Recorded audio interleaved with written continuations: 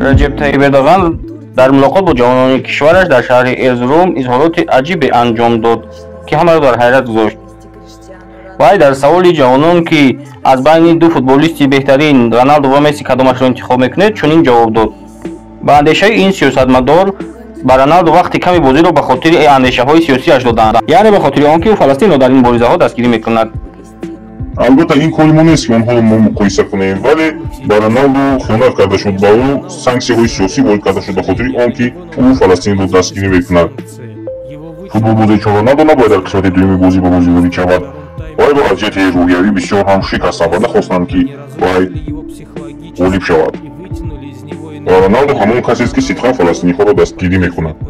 хотиррасон менамем ки дар ҷоми ҷаҳонии гузашта дастаи якачин оид ба футболи Аргентина дар он пирӯз баромад, ки роҳбарии онро Лионел Месси ба уҳда дорад.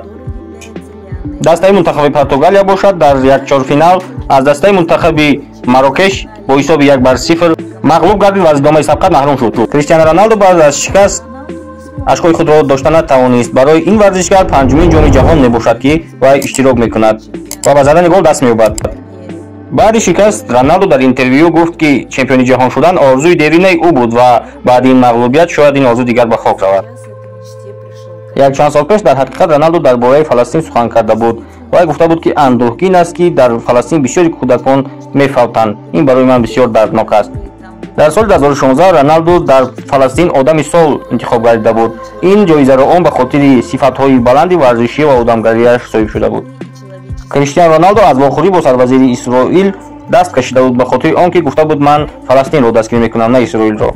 дар соли 2016 бошад, пас аз бозӣ бо Исроил вай пироҳанҳои худро бо бозингарони ин даста иваз накард.